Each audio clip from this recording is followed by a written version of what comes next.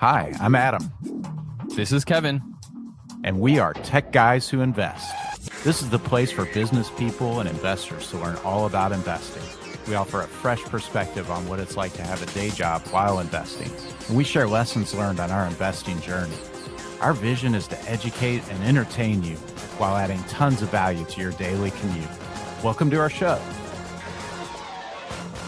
Welcome, everybody, to the 5th episode of the Tech Guys Who Invest. In this episode, we're going to talk about the importance of attending conferences and networking, and we'll also dive into some tips about networking. Adam attended a 3-day multifamily bootcamp, which was hosted by Khleif. For those of you who are unfamiliar with Khleif, he is a big name in the multifamily space. He has a highly successful real estate podcast. I recommend checking his out as well. And Adam decided to attend, so I wanted to pick his brain, ask him what he liked, didn't like, and his approach to networking. I've attended one in the past, and I highly recommend that you go and check one out. There's so much information that you can learn. There's so many cool people that you can network with and meet. It's just overall a good time to be around people who have the same types of ambitions as you do, maybe even higher than yours. So you can feed off that energy and figure out ways to become better yourself. So here's the conversation between Adam and I about the importance of attending conferences as well as how to be a better networker. What's going on, Adam? Hey, how's it going, Kevin? I'm doing well. I'm excited to record this episode today because I get to interview you about the importance of attending conferences for things you're interested in investing in. And I know you have some great tips about how people can network at these things. Yeah, I'm so excited because I was blown away by the conference I went to, and I just can't wait to share some of the stuff that I discovered while I was there. Awesome. I'm really looking forward to it. Before we get into this episode, we want to first of all thank all the listeners for listening to our podcast. Adam and I have spent a lot of time, effort, and energy, and we love doing this and taking you along our journey. But we also love this feedback because this is how we get better. And one of the big pieces of feedback is that Adam and I have sounded too scripted on the first episode.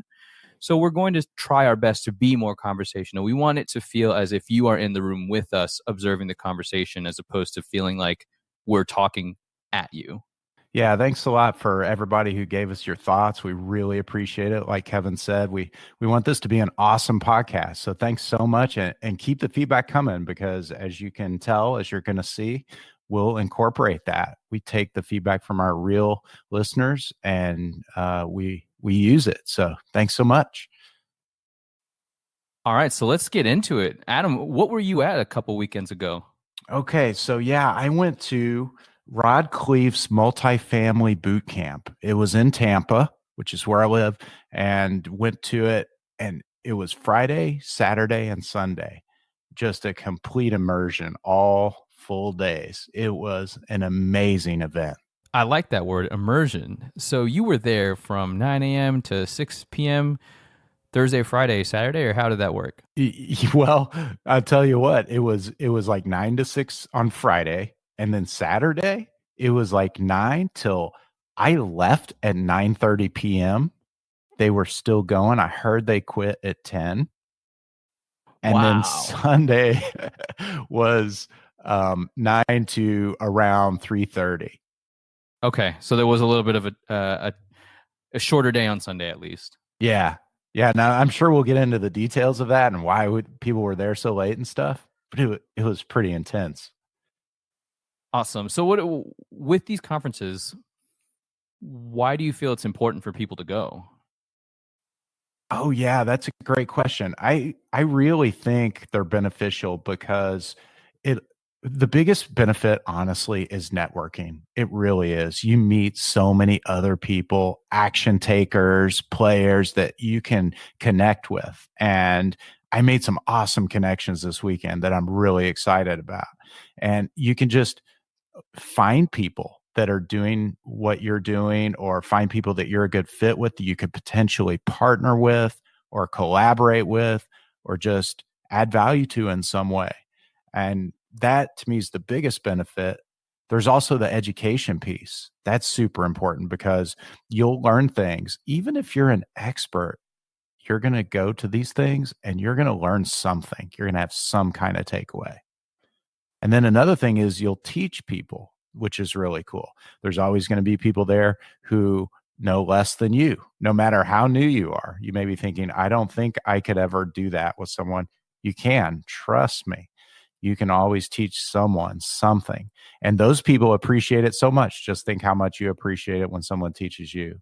So that, and then another thing I think is really beneficial at these conferences is they really excite you. They so pump you up and just get you ready to ignite your business. I like that. I love that. I don't like that. I love that. There's so much that you said that just got me fired up. So for this event, it's hosted by Rod Khleif, and my understanding he's a multifamily guy. Heard him on a few podcasts, and he is one energetic and passionate person. Can you tell people who he is a bit more?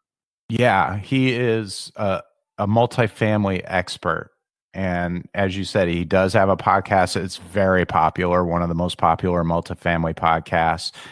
Rod is a tremendous success. He's owned over 2,000 apartments and houses. He also does a lot with education. What I love about Rod is he has the heart of a teacher. So he really loves teaching people, and he also is a giver. He loves to give back. And I just love that about him. You know, he's a generous person. He gives in some charitable ways, but he also gives to the industry and the community, just shares knowledge. And his event was value packed. I mean, it was completely value packed. You got way more than you paid for. That's always good to hear because I know that they aren't as cheap as, say, a movie ticket, but I also know they aren't as expensive as box seats at a Tampa Bay Lightning game. Is that a fair understanding? Yeah, he has several levels that you can purchase, just kind of like a basic level, and then you can purchase a more expensive level where you get to have dinner with a few of the VIPs, and then there's a kind of like the VIP level that's pretty expensive. um, so I just went with the basic level, and I'm glad I did. Actually, it was a good fit for me. So yeah, that all depends on what you want to get out of it. And for me, that what I chose actually worked out really well. I was happy with it. Well, that's good. I'm glad that you were happy with it. There's no buyer's remorse then? No, not at all. I know one of the things that the other levels got were meals with the players there. And I'm sure that was amazing as well. But I found great value in getting people together from the conference and going to lunch with them. Oh, So that's great. it was great because, I just sort of met people and said, what are you doing for lunch? And we got together and we all went to lunch and got to know each other. And there's nothing like breaking bread with people. You really get to know them pretty well when you eat with them. Absolutely. Food brings people together, regardless of whatever beliefs or um, socioeconomics. Everybody needs to eat. And I love trying to get to know people over food. Yeah, and the first day was really cool. There's a little Cuban dive that you and I have been to. Oh, that's right. Right. Yeah, I took people there the first day, and I love sharing things like that with people because they were so happy we didn't go to some chain and eat. We went Makes to it feel this. kind of local. Right. It really did. These people were from out of town, and I took them to this authentic Cuban dive. Not fancy at all, but the food is so good, and they loved it. Okay. So people are coming from across the country to go to these things. Yeah, I connected with some fantastic people in Texas, Virginia, California. So I met people from all over the place and connected with them. We're in touch now. That's great. That's absolutely fantastic to hear. Yeah. So for this, you said like that there were players there that you could have meals with. Were there when you say players, were they speakers, vendors? Who were those people? Yeah, so Rod has a group of investors who provide coaching. He has a coaching program, and the people who are successful investors with a track record can become coaches for him. So if you get into his program, you may receive coaching from one of them. And these are all people who have like 1,000 units or 500 Jesus. units or, lots of experience in the multifamily space. So they spoke. He did bring a lot of those people up on stage and had some question and answer sessions with them, which was really, really good. And those are the same people I'm talking about that you might be able to have lunch with and Okay. things like that. They're kind of his inner circle in a way. Okay, so the ability to have lunch with this inner circle is so that you can ask them questions, build that network, get to know them, build a relationship with Rod and his team. Yeah, but you weren't precluded from that if you didn't do it. I Oh, that's met some awesome of those too. people. Yeah, in fact, one gentleman I met, I hope to have on the podcast in the future. His name's Whitney Sewell, and he is someone who I was able to meet with, even though I wasn't part of that upper package. So, in this entire boot camp for 3 days, what was covered exactly? Well, he went through everything from the very beginning of what you need to do to get into multifamily. And what I love about Rod is he works a lot on personal development and having your head in the right space and having the right mindset and attitude. Actually, that's one of my favorite things about him. It's not all just apartments and numbers and the things you need to do for that. He talks a ton about what you need to do to be successful, what the mindset of a successful individual is. And I love how he does that stuff. In fact, on his one of his podcasts has a driving for success bits where he kind of motivates you and talks about that. That's really a neat thing. So part of his program covered that, and that's where he started. He started by having us all write down our goals, and he had some exercises he went through where he had you think about where do you want to be in the future, and what are your big goals. And he took us through some exercises where he had us really dream big. If you could have anything you wanted and nothing could stop you from it, if what would you do if you knew you couldn't fail? Those kinds of things. And he had us write them down because there's power in writing things down. Always. It's so cool that he started there. And man, everyone, I'm telling you, like 9 a.m. Friday morning, people were excited after that, right? Yeah, because now your goals are, you're starting to visualize it. You're starting, it primes you for, okay, I'm at this event. I'm going to learn everything that I can. Yeah, yeah, totally. And so we went through that. And then from there on, he stepped us through all of the components to buy a property and be successful in this business. So, he kind of helped with what it takes to locate a market, for example. And then, what your criteria should be, and you know, what would be a good deal for you, for example. And then he talked about how to analyze deals. And he talked about doing due diligence. He also talked about getting the deal under contract, what it takes to do that. Once you get it under contract, how to do your due diligence. Talked about what numbers look like, really did a good job of going through that. What to expect in marketing packages and offering memorandums. And then he talked a bit about landlording as well and some strategies for that. So he really covered everything from beginning to end in great detail over the weekend. So I imagine at the end of it, you were a mix of excitement.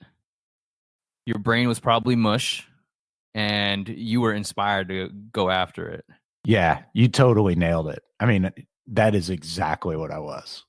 And your brain's mush because it's more of like an information overload. They just pack so much information. You're just trying to process it at the same time, is my understanding. Well, and I'll tell you another reason why mine was because I spent a ton of energy networking with people and being high energy, positive when I met them, very, very interactive and excited to meet them. And that takes energy. You're tired after a full day of that. Oh, absolutely. Networking is exhausting. I've been to networking events and you have to be on, right? You have to be like, hey, I'm Adam, or hey, I'm Kevin. You can't be like, hey, I'm Adam. Hey, I'm Kevin. Exactly. Because who would want to talk to you, right? Absolutely nobody. And what was cool about his event is he had things built in to encourage networking. Like at one point in the event, pretty early on Friday, you had to go meet 5 people you didn't know. That was part of his segment. He set aside time for it. He goes, okay, everybody stand up. All right, now you got 5 minutes. I want you to go meet 5 people you don't know. It was so cool that he built things like that in. Absolutely. I've been to those events too, and I, so the first one I went to was in San Francisco. It's like the San Francisco Bay Area Real Estate Summit when I first started learning about real estate. When I went there, I'm not gonna lie, it's intimidating because you have a mix of highly experienced people, and I was walking in there with these bright eyes and no knowledge of anything really. I just wanted to go to network with people, and I struggled with how can I add value to somebody? Why would they want to talk to me, right? But then that's just my own limiting belief. I don't know if you experienced this, but once you unhinge that belief, people are more than willing to get to know you because they see it as an opportunity to expand their network by talking to you. Yeah, I totally agree with that. And I'm in a place right now that's kind of a funny place because I'm in the middle. There are people who are a lot more experienced than me, like those people that I was talking about. And I love meeting them because I want to learn from them. I want to get where they are. And then there are people who are brand new and haven't done anything yet. They're just getting started and they may have even been there just to learn. And I love teaching people like that. I have the heart of a teacher, so I really enjoy helping those people learn and grow. That's so cool to me. So that's why I know the people who are the ones I look up to, most of them probably feel the same way. They like helping a guy like me because they like helping people too, Exactly. You're associating with those types of people. right? And also, I've learned that if when all else fails, continue to ask questions. Just shut up and Absolutely. listen and ask the right questions, and you will learn so much just by asking questions to people that are at these events. Yeah. Yeah. It's so true. So for this event, what did you like about the event in general? I mean, besides networking and listening to Rod. Well, those are the things I liked a lot. Networking the most. That's the top thing for me. Learning the information. Well, it was a bit of a recap in most areas. Of course, I learned some things, but a lot of it I did know already. But meeting people and the energy that it brought, and then just giving me the motivation to move forward was great. I felt like a giant push forward. Oh, that's good. I That's love what I it. felt too. It's like it recharges your batteries when you go to these things. Absolutely. You're feeding off of everybody's energy, the energy of the event. It is an awesome experience. And I highly recommend that you go for just any conference really that you're interested in for material that motivates you or just fuels you. It's just good to get out there, talk to people, and be surrounded by like-minded individuals. Yeah, it really is beneficial. It's an investment. It really is an investment in your future. Okay. So, what did you not like about the event? So it's funny, what I didn't like is not super important stuff. They're more logistic stuff. Um, because seriously, his format was great, and I really liked the content and the way he delivered it. It was just fantastic. What I didn't like were logistical things, like they ran out of coffee too soon, and he,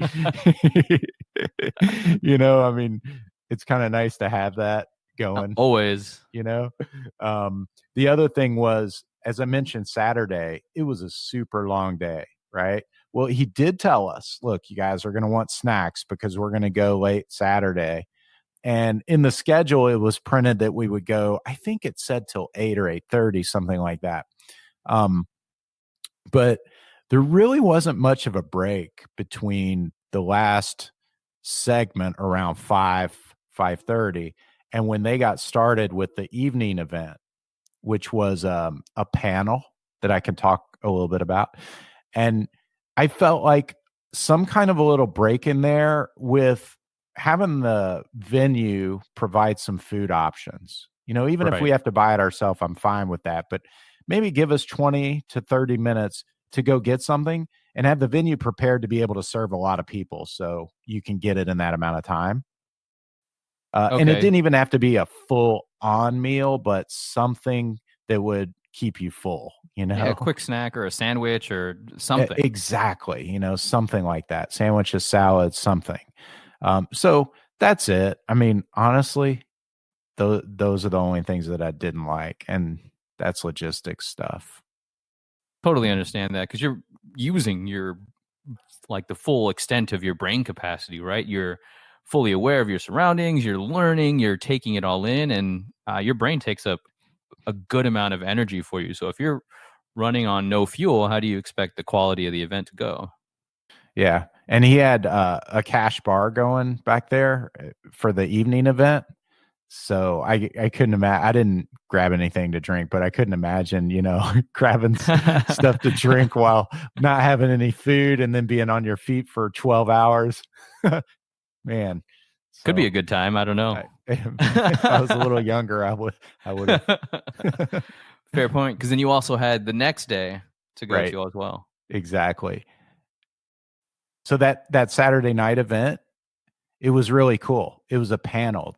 He had experienced people get up and answer questions. So he would ask questions and then he had the crowd ask questions. And that's why they were there so late, because he kept saying, okay, guys, we can keep going if you want. And of course, no one is going to turn that down, right? Of course not. He had like $1 billion of people on stage. Those people on stage were worth $1 billion. And you'd be a fool not to stay as long as you could. I agree. So I think that brings up a thought that I had, and you mentioned this earlier, that even if you're an expert, you can go and learn. And people that I admire in whatever industry they're in, they're constant learners. They don't see this as, oh, I already know all this, that's it, and kind of just are discouraged. They find something that like, oh, I didn't know that about that particular investment or that tactic. That's new to me. And they're continuous students of just trying to be better. Yeah, I agree. And especially in real estate investing where things change, there's always something to learn. Even the experts have to learn because things change. It's absolutely true. So what was your strategy for networking with these people? Well, it sounds simple, but my strategy was just to do it, have the courage to talk to people and go right up to people. And if I saw someone standing there who wasn't talking to someone, I would walk right up to them. It's Did simple, you ever get right? like rejected, if you will? Exactly. Put that fear out, and just went up for it. And everybody was so cool. Those people who were just standing there were really grateful because they were the ones who didn't have someone to talk to. So they're like, oh, everyone else seems to be talking to someone and I'm just standing here. And then this guy comes up and starts talking to me. So I've been that person where you break and you're like, okay, what do I do next? I don't know if I want to talk to people. I just came out of an event. I'm processing. What am I supposed to do? Who do I talk to? All of these things. And I think it's my own propensity to overthink things. I just need to, hey, how's it going? Introduce myself, right? But then I start getting in my own mind, and next thing you know, I inch closer and closer to the wall, or I get a snack, and next thing you know, I'm in the corner by myself or on my phone. So don't do that. Don't be me. Be like Adam at these events. My advice to everyone listening, when you go to a conference or any kind of a networking event, right? Especially if you're trying to raise capital or if you're looking for leads, it's very important to get your message out there. So any chance you get do not waste that opportunity and just find someone and talk to them. Just you can start with something very simple. So, hey, tell me about yourself. Or, hey, I'm Adam. What do you do? Something just to get it started. And then the conversation will take off. But you can't waste a single second. You have to use those opportunities. Speaking of that, so first impressions, I think you and I can agree matter. And you and I, coming from the same mastermind, our mentor taught us that to practice an elevator pitch, a 10-second pitch where you're saying, I'm Kevin, this is what I'm looking for. It's nice to meet you. Instead of, hey, I'm Kevin, and this is and not being able to articulate what you want. So that person is automatically thinking, well, I don't know anything other than this person's name. So practicing an elevator pitch is huge. Yeah, and just like you said earlier, asking questions keeps it going. So what didn't work in terms of networking? Well, that's a good question. I think not having the courage to go and just talk to people, like you said, it is kind of easy to look at your phone or something like that, especially if you're tired and you're not going to meet people that way. I really looked for every single opportunity. Like I went to get a coffee in the front and there was a line. I just started talking to the first person I met. When I walked in first thing in the mornings, I was there just a few minutes before the event started. So I had time to get coffee and mill about. I got there early on purpose so I could talk to people.